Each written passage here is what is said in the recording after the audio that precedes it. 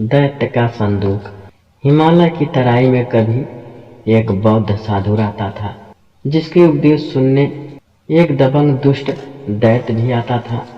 किंतु दबंग दुष्ट अपनी दानवीय दमन करने की वृत्ति प्रवृत्ति के कारण राहगीरों को लूटता था और उन्हें मारता था। एक बार उसने काशी के एक धनी सेठ की पुत्री और उसके अनुचरों की सवारी पर आक्रमण किया। दैत्य को देखते ही उस कन्या के सारे अनुचर अपने अस्त्र शस्त्र छोड़ भाग खड़े हुए। सेठ की कन्या को देखकर दैत्य उस पर मुग्ध हो गया। उसने उसकी हत्या न कर उसके साथ ब्याह रचाया, इस डर से कि वह सुंदर कन्या कहीं भाग न जाए। वह उसे एक संदूक में बंद कर देता था। एक दिन वह दैत्य साधु से मिलने जा रहा था, तभी उसकी नजर एक सुंदर झील पर पड़ी। गर्मी बहुत थी, इसीलिए वह झील के पास आया। उसने अपने साथ लिए हुए संदूक बाहर निकाला, फिर संदूक को खोलकर कन्या को बाहर निकाला और उसे जलाशय में अपने हाथों से स्नान कराया। उसके बाद वह स्वयं जलाशय में स्नान करने लगा।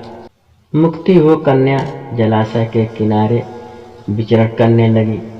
तभी कन्या की नजर एक नव युवक पर पड़ी, जो एक जादूगर भी था।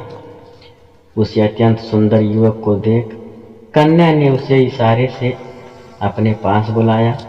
फिर प्रेम क्रीड़ा करने के लिए उसने उसे संदूक में बैठने को कहा।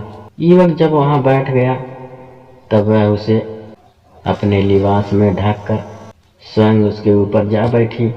नहाकर दैत्य जब लौटा तो उसने संदूक को बंद कर दिया।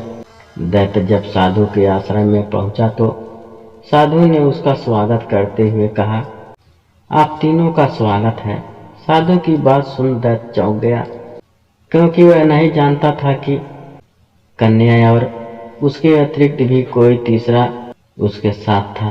साधु की बात सुनते ही उसने संदूक को बाहर निकाला।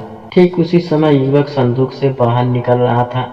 उस समय तक वह अपनी तलवार ध्यान से पूरी तरह से खींच नहीं पाया था। अगर और कुछ क्षणों का विलाप होता तो वह निश्चित रूप से दैत्य का पेट फाड़ देता।